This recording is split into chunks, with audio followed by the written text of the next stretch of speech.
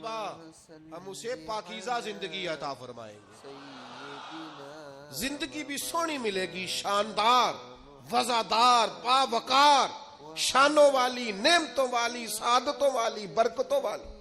شرط یہ ہے کہ مومنوں والی گزارے زندگی، شرط یہ ہے کہ ہو مومن، چاہے مرد ہو چاہے کرے اچھے عمل۔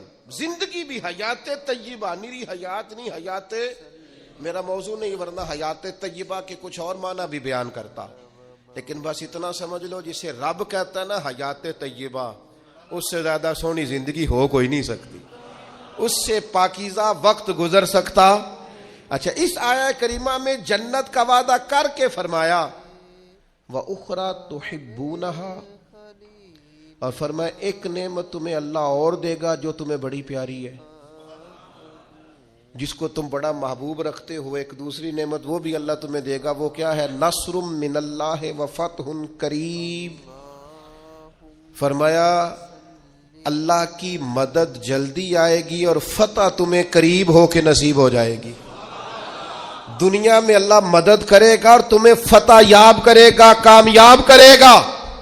کیسے کامیاب ہو جاؤ گے؟ رزق حلال میں بھی کامیاب رہو گے، اپنی اولاد کی تربیت میں بھی کامیاب رہو گے، اپنا گھر بنانے میں بھی کامیاب رہو گے، حقوق ادا کرنے میں بھی یہ مفسرین نے لکھا ہے، وہ بیان کر رہا ہوں۔ تم اپنی جو تمہارے ذمے اللہ نے ذمہ داریاں لگائی ہوں گی ان میں بھی کامیاب رہو گے۔ یا اللہ کریں کیا؟ فرمایا وہ والی تجارت کرو جو میں نے بتائی ہے۔ ایک تو ایمان لاؤ، دوسرا اللہ اور اس کے رسول کے رستے میں مالو جانوں سے نصر من اللہ وفتح قریب، اللہ کی مدد اور جلدی آنے والی تمہیں فتح نصیب ہوگی۔ یا اللہ جنت بھی مل گئی، دنیا میں بھی کامیابی مل گئی، تو آگے بھی کچھ ملے گا۔ فرمایا وبشر المومنین، اے محبوب مسلمانوں کو خوشخبری سنا دے۔ باقی جو سب سے قیمتی چیز یہاں ملی ہے وہ یہ ملی ہے کہ رب کہتا ہے اپنے نبی کی زبان سے تمہیں خوشخبریاں سناؤں گا، محبوب کی زبان نور سے خوشخبریاں۔ دو ہی کام ہیں زیادہ ضروری کرنے والے، دو باتیں بیان کی۔ ایک تو یا ایھا الذین آمنوا کہہ کے نا، پھر فرمایا کہ تؤمنون باللہ ورسولہ، اللہ اور اس کے رسول پر ایمان لاؤ۔ ایمان والوں سے کہہ دیا ایمان لاؤ، یا ایھا الذین آمنوا کہا شروع میں، اور دوسری آیت میں انہی ایمان والوں سے مطالبہ کر دیا کہ اللہ اور اس کے رسول پر ایمان لاؤ۔ یہی نہیں ہوا، قرآن مجید نے دوسری جگہ پہ بھی ارشاد فرمایا یا ایھا الذین آمنوا، اے ایمان والو، آمنوا باللہ ورسولہ، اللہ اور اس کے رسول پر ایمان لے آؤ۔ اے دعوی ایمان کرنے والو، دل سے ایمان لاؤ۔ اے ایمان کے دعوے داروں، ایمانداروں جیسے کام کر کے دکھاؤ۔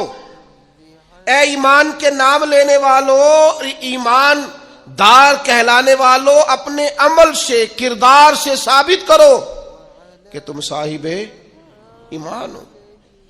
ایک ہوتا ہے دعوی ایمان، ایک ہوتی ہے صورت مومن۔ قرآن مجید میں جہاں بھی کہا نا ایمان والے، اس کے متصل کہا ایمان بھی لاؤ وعاملوا الصالحات، اور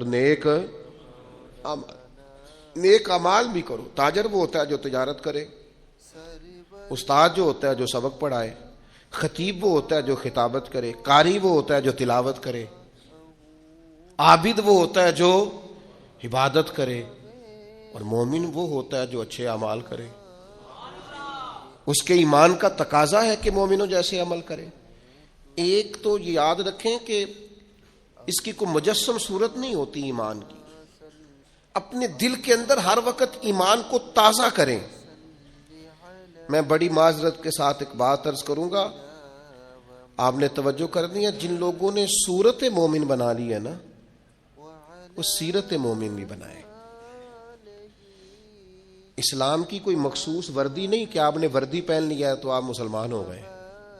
ایمان تو روح کا رشتہ ہے، وہ تو باطن کا تعلق ہے۔ نجاشی بادشاہ نے کلمہ پڑھ لیا تھا اپنے ملک میں، ایک دفعہ بھی حضور سے ملنے نہیں آیا، لیکن جب اس کا انتقال ہوا تو محبوب نے اس کے شہر کی طرف رخ کر کے فرمایا صفیں بناؤ، میں اس کا جنازہ پڑھوں گا۔ یہ جو تیرے باطن کا رشتہ ہے یہ مضبوط ہونا چاہیے. اگرچہ ہمارا عقیدہ یہ ہے کہ حضور تو سامنے دیکھ رہے تھے نا اس کو. فرمایا محبوب نے جو میں دیکھتا ہوں وہ تم نہیں دیکھتے. دیکھ کر ہی پڑھایا ہے نبی پاک نے. لیکن حضور سید عالم نے گواہی دی کہ اگرچہ وہ آیا نہیں. سیدہ عائشہ صدیقہ رضی اللہ تعالیٰ عنہ بیان کرتی ہیں نجاشی کا انتقال ہوا بادشاہ کا. اگرچہ اس نے اپنا ایمان بتایا نہیں, چھپایا ہوا تھا, لیکن جب اسے دفن کیا گیا تو اس کی قبر سے نور نکلنا شروع ہو گیا. یاد رکھیں میرے بھائیوں, اپنی ایمان پر توجہ کریں, اپنے اعمال کو ایمان کے مطابق مرتب کریں. نیک نظر نہ آئے, نیک بننے کی کوشش کریں. نیک مشہور ہونے کے چکر میں نہ پڑیں کہ لوگوں کو پتہ چل جائے میں بڑا نیک آدمی ہوں. نیک بننے کی کوشش کریں. مومن تو نیکیاں چھپاتا ہے, مومن تو اپنی نیکی کا اپنے اللہ کے ساتھ راز رکھتا ہے. مومن کی خواہش تو ہوتی ہے یہ میرے اور میرے رب کے درمیان رہے. ایمان والوں سے کہا ایمان لے آؤ. بڑی اہم بات ہے, اس پر غور کیجئے گا. اور پھر فرمایا وَتُجَاهِدُونَ فِي سَبِيلِ اللَّهِ بِأَمْوَالِكُمْ وَأَنفُسِكُمْ. اللہ کے راستے میں جہاد کرو. پہلے مال کی بات کی, جان کی بات بعد میں کی.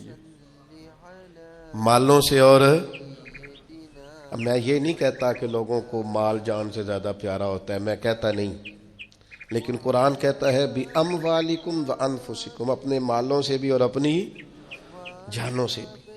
مال اور جان سے جہاد. یہاں قتال کے لفظ استعمال نہیں ہوئے. قتال بھی جہاد ہے اور بڑی فضیلت والا کام ہے, لیکن جہاد کرو. جہاد تو مفسرین نے جہاد کا ایک معنی یہ بھی بیان کیا ہے کہ کسی مقصد کے لیے جان لڑا دینے کو جہاد کہتے ہیں. جہاد کی بڑی قسمیں, نفس کے خلاف بھی جہاد ہوتا ہے, قلم سے بھی جہاد ہوتا ہے, زبان سے بھی جہاد ہوتا ہے. انسان کسی بھی کام کے لیے جب پوری جان لڑا دے تو اسے مجاہد کہا جاتا ہے. اللہ کہتا ہے میرے دین کے لیے جان لڑا دو. کس طرح؟ اپنے مالوں سے بھی اور اپنی جانوں سے بھی. کسی دوست کے ساتھ آپ کا تعلق بن جائے نا, آپ اس کی دعوت کریں, وہ آپ کی دعوت کرے, آپ اس کو سیر پہ لے جائیں, وہ آپ کو لے جائے, اس کے ساتھ بیٹھیں, بات چیت کریں, سب ٹھیک ہے. کسی جگہ اگر آپ نے یہ کہہ دیا نا یار 50,000 کی ضرورت تھی, تو آپ کے تعلقات خراب ہو جائیں گے. وہ فوراً گھر جا کے کہے گا لالچی ہو گیا. مجھے بڑا تجربہ ہوا زندگی میں اس بات کا کہ ہم نے مرکز کی تعمیر سٹارٹ کی تو جو لسٹیں ہم نے اپنے ذہن میں بنائی ہوئی تھی وہ فیل ہو گئی ساری.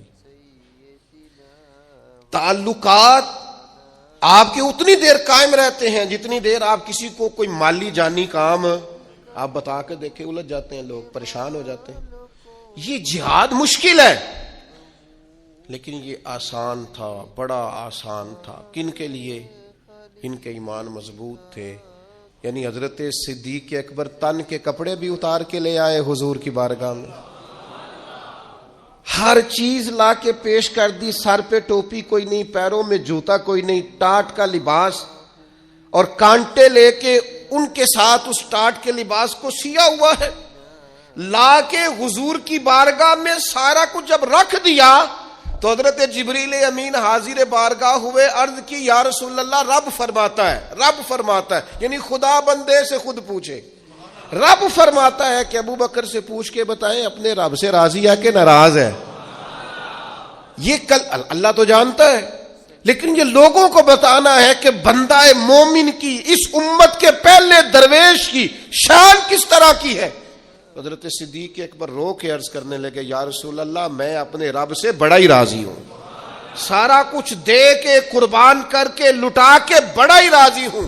بیان ہو کس زبان سے مرتبہ صدیق اکبر کا کہ محبوب خدا محبوب ہے صدیق اکبر کا, اور لٹایا راہ حق میں گھر کئی بار اس محبت سے, کئی بار اس محبت سے لٹایا راہ حق میں گھر کئی بار اس محبت سے کہ لٹ لٹ کر حسن گھر بن گیا صدیق اکبر کا.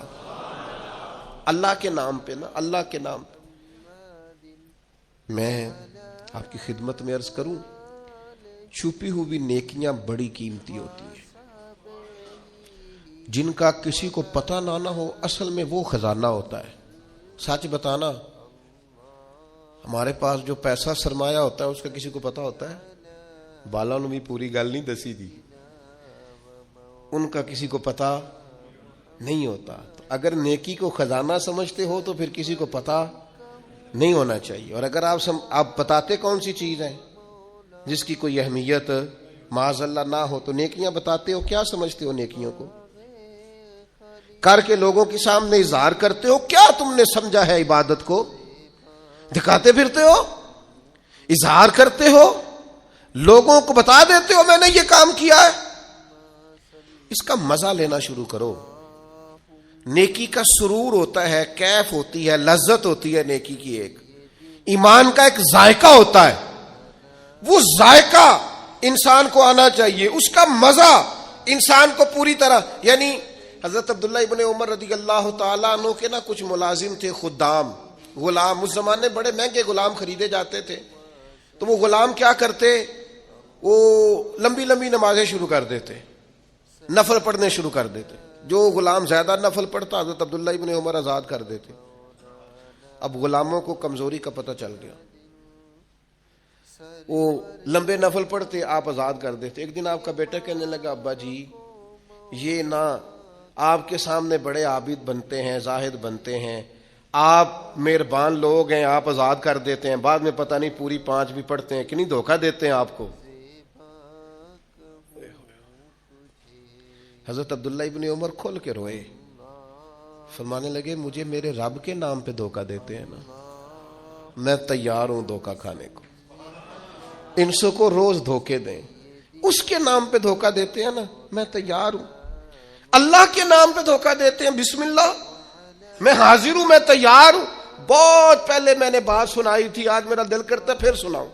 حکیم الامت مفتی احمد یار خان صاحب نعیمی رحمت اللہ علیہ نے تفسیر نعیمی میں لکھا ہے، جب اللہ تعالیٰ نے حضرت ابراہیم علیہ السلام کو بہت سارے اونٹ دیے، بہت ساری بکریاں دی، بہت ساری گائیں دی، اور ساتھ کہا واتخذ اللہ ابراہیم خلیلا، ہم نے ابراہیم کو دوست بنایا ہے، تو فرشتے کہنے لگے یا اللہ جسے اتنا کچھ دے اس نے دوست تو بننا ہی ہوتا ہے۔ فرشتے نے کہا نا، انہوں نے پہلے بھی کہا تھا نا کہ یا اللہ یہ خون ریزیاں کریں کہ زمین میں اگر تو بنائے گا تو، فرمایا جاؤ جا کے میرے ابراہیم کا امتحان کر لو۔ فرشتہ آ گیا اور آ کے اس نے کیا کیا، وہ بیٹھ گیا، بڑی بڑی فصل تھی اس کے بیچ، اور بیٹھ کے اس نے تسبیح پڑھنی شروع کر دی، سبحان اللہ والحمد للہ لا الہ الا اللہ واللہ اکبر، اللہ کا ذکر شروع کر دیا۔ نہ علماں وچ پھسا سانو تو یار دی گل سنا سانو، وہ ذکر کر رہا ہے۔ حضرت ابراہیم علیہ السلام نے مچلتے دوڑ، ادھر دیکھو میری طرف، بندہ خود کتنا بھی ذاکر کیوں نہ ہو، کبھی کبھی کسی کے منہ سے یار کا ذکر بڑا ہی پیارا لگتا ہے۔ میں نے ایک محفل میں حاضر تھا تو نعت کا نعت پڑھ رہا تھا، تیری نسبت نے سوارا میرا انداز حیات، میں اگر تیرا نہ ہوتا سگے دنیا ہوتا، سگ کا معنی کتا، اگر تیرا نہ ہوتا تو دنیا کا کتا ہوتا، میں بھی کہیں مال کما رہا ہوتا، میں بھی کہیں چکر میں پڑا ہوتا، تیری نسبت نے سوارا میرا انداز حیات، میں اگر تیرا نہ ہوتا تو کوئی سگے دنیا ہوتا۔ تو میری طرح کے کئی لوگ تھے جو کچھ نہیں ہیں اور اس کے نام پر بڑا کچھ ہے، تو وہ دل تھوڑا لگ سا گیا، کیفیت بن گئی، کوئی آنسو درد بن کے ٹپکنے لگے۔ میرے ساتھ ایک دوست بیٹھے تھے، میں نے ان سے کہا یار آج بڑا مزہ آیا نعت، وہ مینوں کہنے لگے نعت خانے 40,000 لے آ جے۔ میں نے کہا تو جھٹ کو کھلو جانا سی، پہلے دیندے ہو پھر شکوے کردے ہو، اور میں نے کہا ذرا ٹھہر جا، ٹھہر کے بتا، تھوڑا مزہ تو لے لینے دے، کبھی کبھی کسی کے منہ سے سننا اچھا بڑا لگتا ہے۔ کہنے لگا جی نہیں یہ ہوتا ہی نہیں، جنہیں دن پہلوں کرائیے نا۔ میں پھر دیکھے نا کبھی کبھی ذوق عروج پہ ہوتا ہے، میں نے اسے کہا بات سن میری، میں بھی خلاف ہوں یہ جو ڈیمانڈ کرتے ہیں، جو دیتے ہیں، بڑا غلط کرتے ہیں، لیکن آج جتنا اس نے مزہ دیا ہے نا 40,000 تھوڑا ہے۔ آج میرے جیسے لوگوں کو جہاں یہ لے گیا ہے نا، یہ کبھی 1.40 بھی لے تو یہ تھوڑا ہے، اس لیے کہ نہ علماں وچ پھسا سانو تو یار دی گل سنا سانو، او ڈیرا ہے۔ حضرت ابراہیم علیہ السلام دوڑے جا رہے، کہاں؟ وہ کوئی میرے رب کی یاد کر رہا ہے، کوئی اس کی۔